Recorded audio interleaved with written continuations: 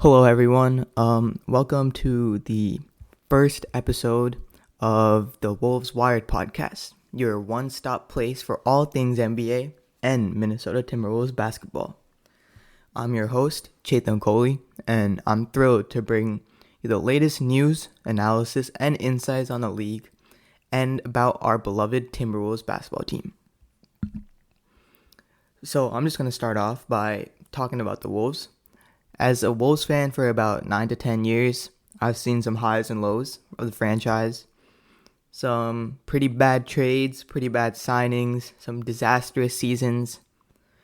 But now it's all come down to this, where the Wolves are legitimately one of the best teams in the West and have a legitimate shot at the NBA championship.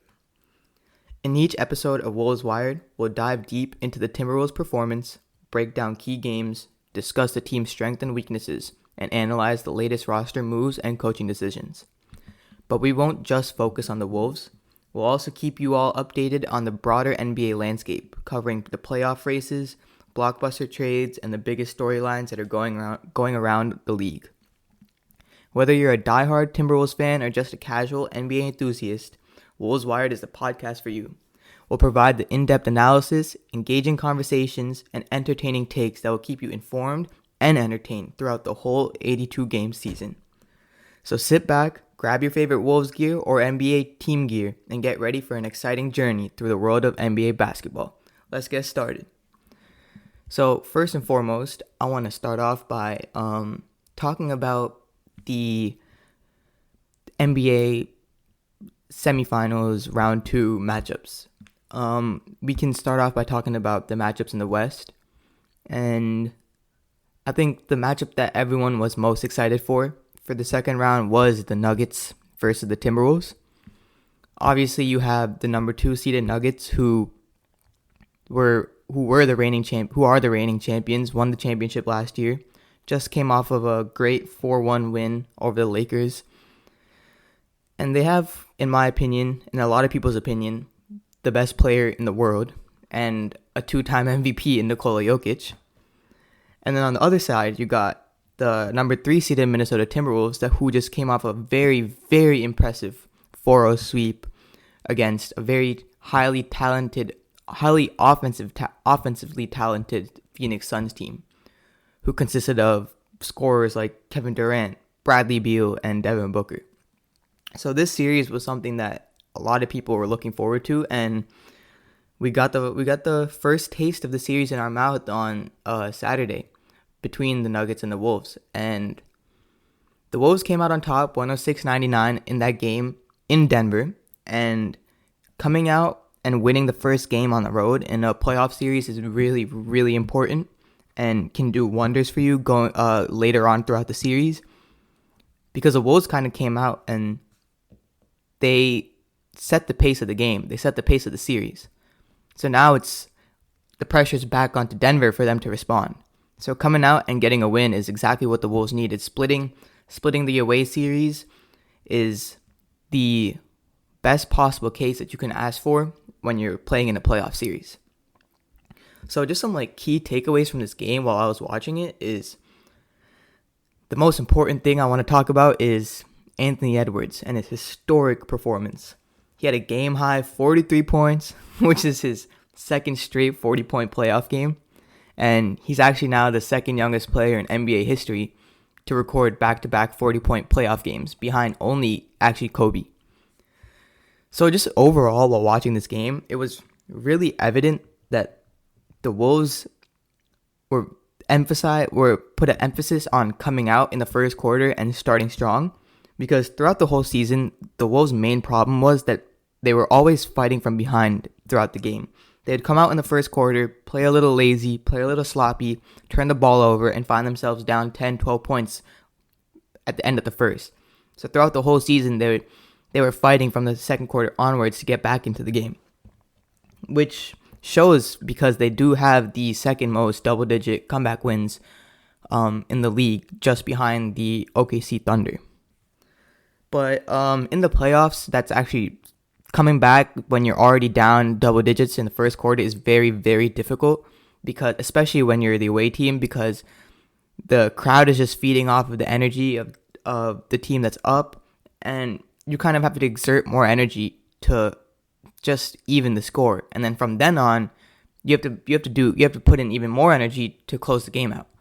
So Chris Finch said multiple times before the Sun series, that their main goal was to come out shooting and come out really aggressive. And that's exactly what Anthony Edwards did, as he came out of the gates with a quick 9 points, and the Timberwolves actually had a quick 18-4 lead, which lasted like only 2 minutes, because you would expect the reigning champions to go on a run and come back in the game, and just like that, they did. They went on a 23-9 run to close the first quarter, and the Wolves did find themselves down 2 points in the first quarter, but that 18-4 start is what kept them in the game from the first quarter on. So they weren't fighting. They weren't always trying to fight their way back into the game throughout the whole game. And another reason why being down in this series especially is really important, especially being down a lot in the first quarter, is because when you play in Denver, you're playing at a high altitude, which means it's harder for you to breathe. Players openly say how much more tired they get when they play in Denver, or how fast they get tired compared to when they're playing in other arenas.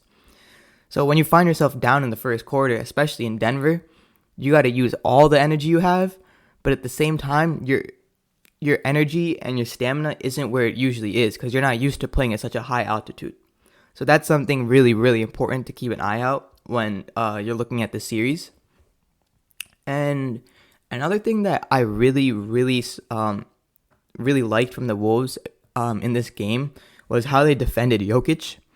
Jokic still did have his 32, 9 assists, and 8 rebounds in the game. Like, he'll always get his. He'll always put up numbers. But it was just the fact that the Wolves were forcing him to play faster than he's normally used to. When you see Jokic normally play, you see him as a player who's controlling the pace of the game, and he's looking for his own spots. And that kind of helps him play make, and that helps his team as well.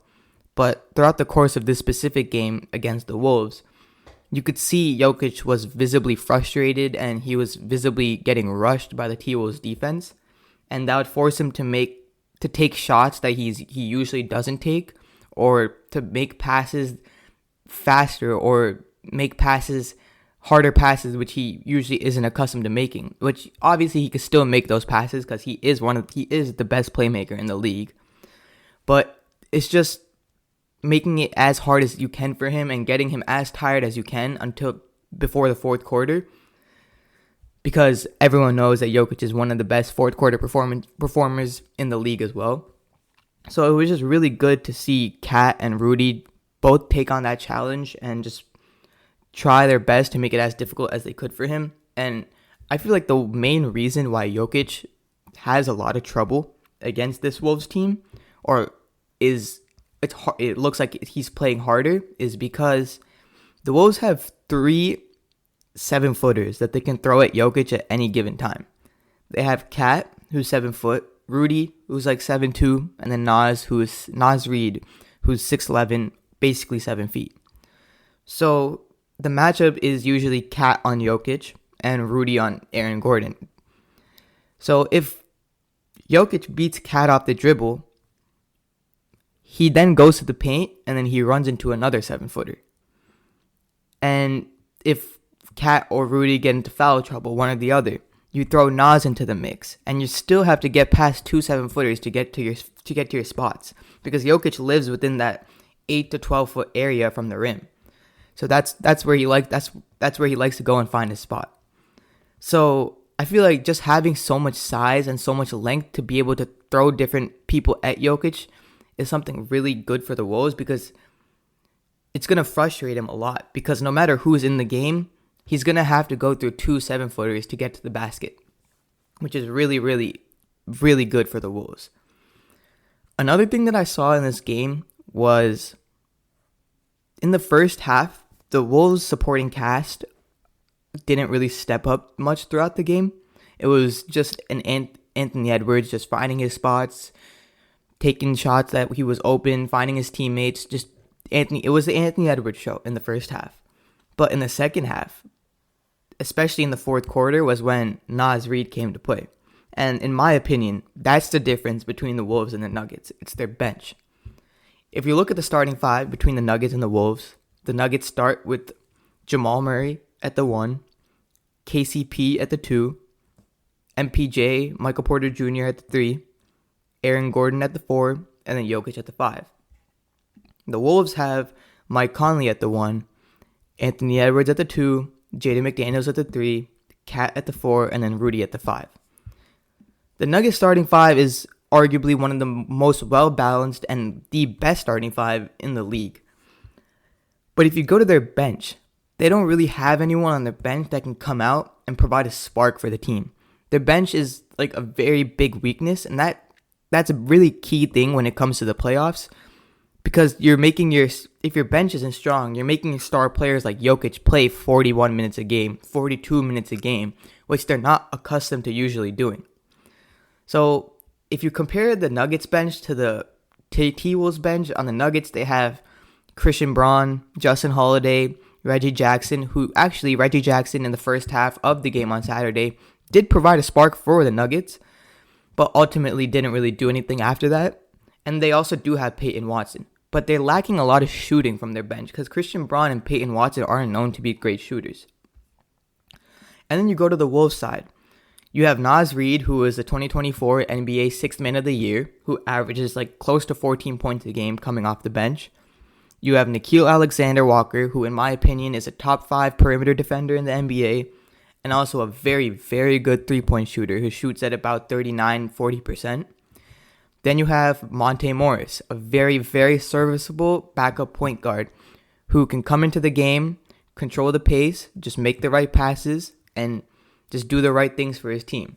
And then you have Kyle Anderson, a very unique and smart player who just plays to his advantages. He uses his length in ways that he's able to use it.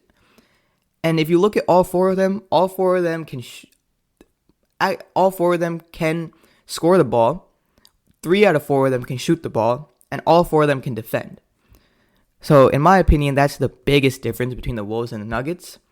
But overall, it's going to be a great series, and it's going to be a chess match between both teams, because you know for a fact that the Nuggets are going to make adjustments in Game 2. The T-Wolves are also going to make their adjustments in Game 2, especially when they're guarding MPJ, because there were times in the game where Michael Porter Jr. would come off a down screen or come off a flare, and he would be wide open to have a corner 3 or a 3 off the wing. So it's going to be a chess match between between both of these teams. But if there is one team that has the best chance to defeat the reigning champs, it would be the Wolves, just because of their size and the firepower that they have going from roster spot 1 through 15. Next up in the Western Conference, we have the Dallas Mavericks versus the Oklahoma City Thunder. And this series features a clash of two of the West top contenders. The Thunder are led by the dynamic duo of Shea, Chet, and along with those two, they also have Jalen Williams, who in my opinion is a very, very underrated player in the league. Meanwhile, the Mavericks are paced by the brilliant play of, obviously, you have another MVP candidate in Luka Doncic, who's looking to lead the team past the second round for the first time. And alongside Luka, he now has a very, very serviceable shooting guard in Kyrie Irving. So in this game, the key matchup to watch, in my opinion, will be Luka versus the Thunder's perimeter defense. And that's led by Lou Dort on the Thunder. And the real question is, can Dort and the Thunder contain Doncic's playmaking and scoring? And I feel like Dort is best equipped to guard Luka on the Thunder, and he's best equipped to give Luka a hard time. And like I said before, it's just like how you guard Jokic. Luka's going to go out there and he's going to drop 25, 30 points, get his 9 assists, get his almost triple-double. But all you really need to do is make life as difficult as you can for him and make him work throughout the whole game, starting from when the tip-off happens.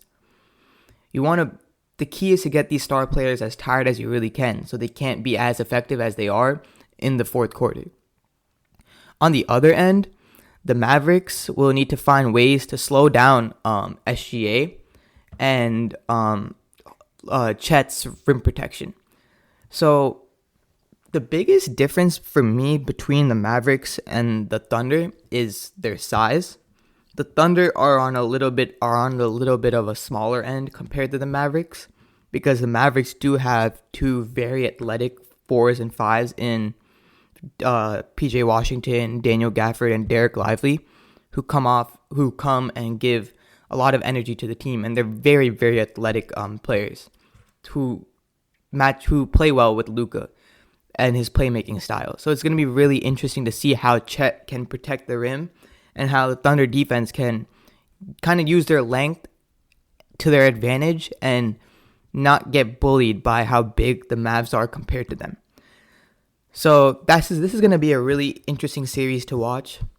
I personally think that the Thunder could walk away with this in 6 to 7 games, but I think ultimately it goes to 7, just because of the firepower the Mavs have, and just because of the clutch shot making from Kyrie and Luka, who can just come in the fourth and dominate. But overall, I still think the Thunder can take this away, just because of the way Shea's playing and the supporting cast the Thunder have all around them. And just like the Wolves, the Thunder are a very, very deep team. They have players from 1 through 15 that can come in and make a difference. So that's going to be something really important to watch when you're watching the second round of the playoffs. So next up, let's shift gears to the Eastern Conference. So just yesterday, we had a Game 7 between the Magic and the Cavs, and the Cavs pulled away with that, even though the Magic had a 10-point lead going into halftime. But overall, I did think the Cavs would pull away from this series just because of the experience they have, and they do have a little bit more star power on their team.